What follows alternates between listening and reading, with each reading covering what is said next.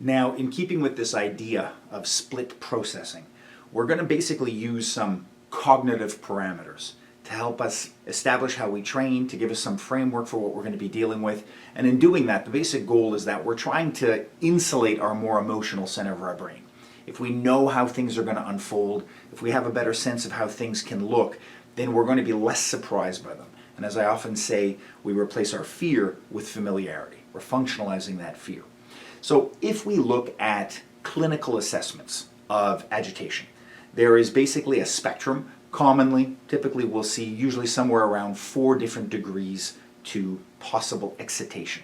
So the very first that we would have is what would be termed anxiety. Now, anxiety is basically any level of excitation where you see somebody is unwell. They're nervous, they're perhaps not responding well, they might not be listening well, they might even be ignoring you. But it's a conventional state of anxiety. Somebody very stressed, moving around a little bit frantically, but something that's completely normal and justifiable, something very familiar to most people. The second step is normally what is termed high anxiety. So high anxiety would be at a threshold where, yes, it's obvious there's something wrong. It's obvious that that person is in a state of excitation, but they're right at the level of making you nervous. It's an unusual kind of behavior. You might be having some sort of intuitive feeling that something's not right, and you're starting to go from sort of an orange alert to perhaps a red alert. The third level is what's normally referred to as agitation. So agitation will typically now have looping patterns.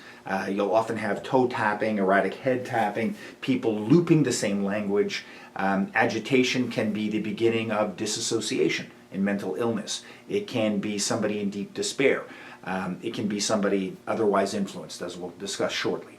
And then the final and fourth step, or the end of the spectrum, would be typically aggression. Aggression can be aggression to the self, the individual starting to, self-hurt. It can be very often against objects, people fixating on things like reflections or light, or smashing into walls, hitting the ground, throwing objects, and it can certainly be directed towards innocent bystanders or yourself. In every case, we have to realize that any degree of excitement and agitation in the individual can escalate.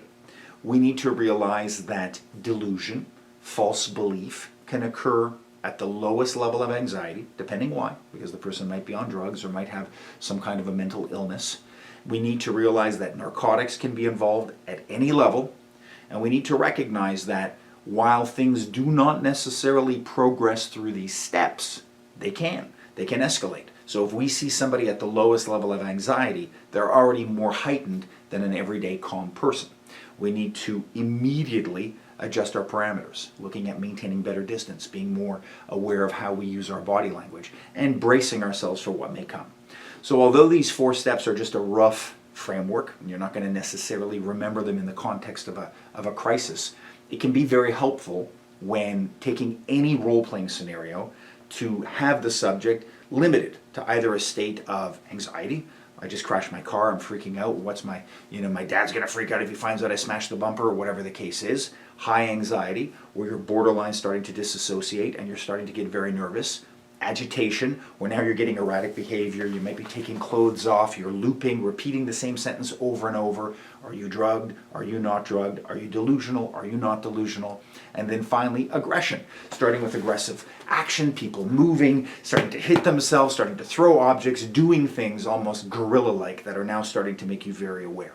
And we need to be familiar with all of these states and to experience them going up and down, because what we're going to learn very shortly is that time and distance are our best friends. Whenever we have a subject who is not yet at a point where they are a danger to themselves, they're not yet fully aggressive, they might be right at that point of agitation. If we can keep them there and give them the time to possibly cool down, we should. It only really becomes a danger when they're going towards the spectrum, towards the end, towards aggression. Very often we see interventionists going in prematurely on somebody just in a state of agitation or a state of anxiety. And in doing that, the force looks disproportionate. The subject is only a danger to themselves when they become aggressive. If they are not yet aggressive, we're going to try whenever possible to give them the time to cool down. We're going to look at some specific strategies as to how to do that.